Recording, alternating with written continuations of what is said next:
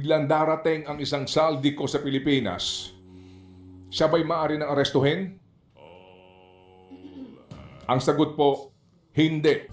Kailan dadamputin yan, Aaron? May makukulong ba ngayong taon bago Kailan magpasko? ikukulong yan? Yan.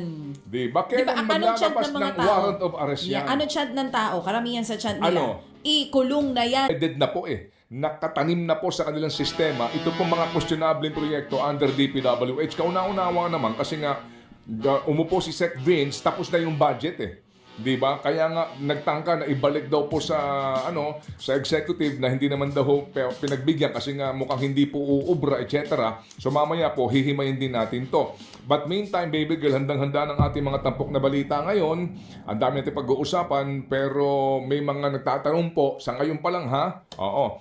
Kung sakasakali ba daw hong sisipot, biglang uusbong, biglang darating ang isang saldiko sa Pilipinas, siya ba'y maaari ng arestuhin?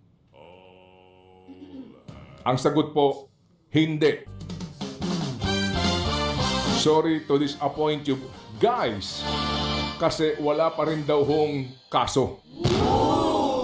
Yan po sinasabi sa ngayon. And then mamaya po may hearing nga kung saan po daw inaasahang haharap ito pong si former USEC Roberto Bernardo. Ang tanong, will he tell all? At hindi pong hihimayin ito kung sakasakali. Kung siya ba'y magsasabi ng kanyang nalalaman, totoo bang ito ang kanyang buong nalalaman o meron siyang tao pa rin poprotektahan? Ito ba'y hahantong lamang daw hanggang kay Zaldico o dapat pong meron pang iba dito na mas malalaking mga buaya? Marami po ang nanggigigil na Di po ba? Kaya nga sabi ko, mga kapatid, maganda po magbigay tayo ng halimbawa dito. Hindi ho namin alam kung paano po natin mapapabilis ito o paano po magbabago ang sistema sa ating hudikatura. Kaya nga po siguro sa mga rally ngayon, dapat siguro masama din po natin ang panawagan sa hudikatura. Lalo na po sa Sandigan Bayan. Mawalang galang sa mga maestrado at sa mga kawani nito.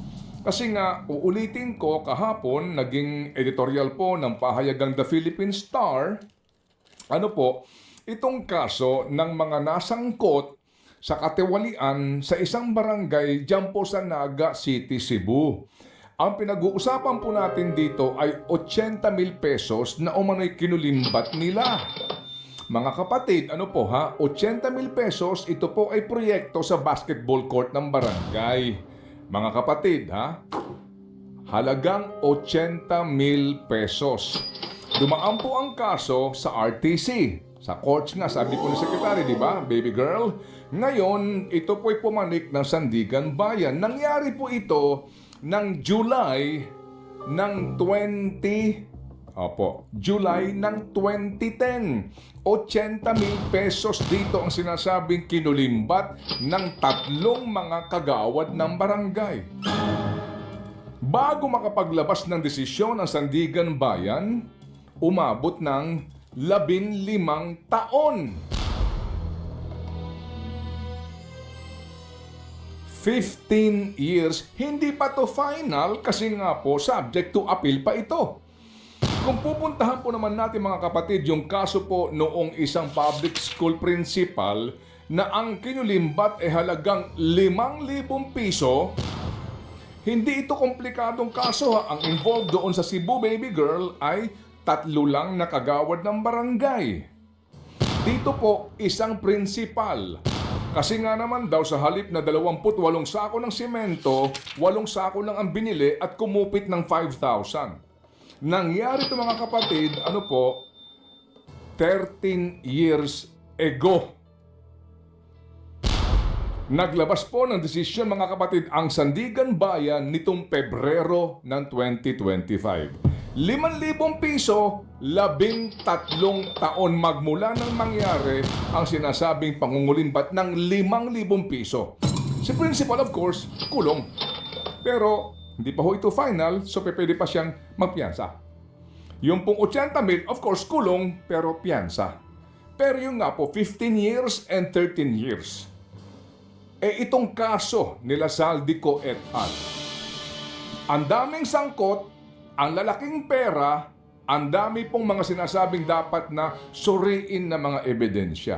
Kayo, sa tingin ninyo, ilang dekada bago ito humantong sa ombudsman sa Sandigan Bayan at sa kataas-taasang hukuman? And that is what we call Due process. due process. So ngayon, sa mga nagtatanong, kailan dadamputin yan, Ron? May makukulong ba Ma'am ngayong taon Grace, bago kailan magpasko? ikukulong yan? Yan. Diba? Kailan anong chant maglalabas ng mga ng tao? warrant of arrest yan? Ano chant ng tao? Karamihan sa chant nila. Ano? Ikulong na yan. Yun ang sinasabi nila. paano? Even nga sa mga basketball games and volleyball games, sumisigaw yung mga tao, hindi na protesta. Oh. Ikulong na yan. Yun ang sinasabi. I mean, Yun ang sinasabi nila, yun ang sinisigaw. Opo. Sa mga kagawad na Sandigan Bayan ngayon na nakikinig sa atin, mga maestrado po ng kataas-taasang hukuman ng Sandigan Bayan, ito lang po naman po yung paglalahad ng katotohanan. Hindi ba may problema din po tayo dito? Sa gigil ng tao ngayon, siguro sabi nila, hayaan nyo, huhupa din yan. Mapapagod din niya kasi wala din namang makukulong agad-agad dito eh. Diba? Kung may makulong man, baka nga yung mga dilis. Pero kailan yung mga dilis? Hindi po ba? Ito ang katotohanan. Kaya sa susunod na rally, isama na natin tong panawagan na to. Hindi ko po inuudyukan ang iba na kumbaga ho maghimagsik laban sa hudikatura. Hindi, para gisingin kayo. Kasi mukhang dito sa problemang ito, kung bakit nga walang kadala-dala ang iba dahil sa hudikatura. Kaya uulitin ko ngayon sa nakikinig sa atin sa mga nagmamaneho, di ba? Sa mga nasa mga karinderya ngayon, nasa mga palengke, sa mga construction workers na may mga FM radio na nakikinig sa atin. Ang tanong ko sa inyo, sa mga pangyayaring ito, kayo ba napapamura na? Nanggagalaiti na ba kayo? Nakita mo mga air assets, bilyong pisong laman ng maleta, mga nasa billiard table na kalahating bilyong pisong cash, pero wala pang nakukulong. Pero yung nagnakaw ng corned beef, Kulong. yung nagnakaw ng manhole, Kulong. yung nagnakaw ng mangga, Kulong. pero ito, wala pang nakukulong. Hindi ba kayo napapamura? O napapamura na rin kayo? Kami po dito, bawal sa mikropono magmura eh. Oh, pag tayo nagmura, sabi ko nga sa'yo, tayo ang kulong. Sa Mauna pa mikropono tayo ito. makulong. Kaya sa mga nakikinig ngayon, kayo ba'y galit na? Kung kayo'y galit na, eto, kayo nang kumumpleto. Itong mga to, mga anak ng... Anak-anak ko, talagang tutukan ka ng sakit ang paglakawan ng kapwa mo. So, pinilang ko na. Kung aabutin ito ng 15 years, sa taong 2040 pa, kung sakali. Diba? May nagpapatanong dito, Ano? yun daw bang barangay level na posibleng makulong na nakapiyansa ngayon, after 13 years, kamo, buhay pa naman daw ba? Yung ano? Yung mga sangkot, yung tatlo, yun dun sa barangay level, Hindi na ko may masasagot kinalaman yan sa kasi 80,000. wala sa akin kamay ang kanilang Kasi kung kapalaran. mag-aantay tayo ng after 15 years, Oo. buhay pa kaya itong mga ito?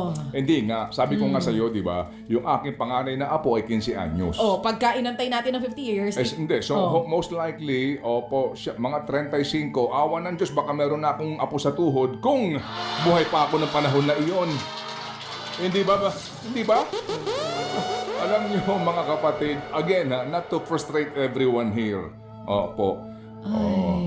Alam pong gigil na po tayong lahat. Kaya nga kung pwede lang magmura sa mikroponong ito eh. Easy. Pero hindi ho pwede, di ba? Sa entablado pwede. Opo, karapatan din po ng mga Pilipinong galit na yan. Ito po, relax lang po kayo.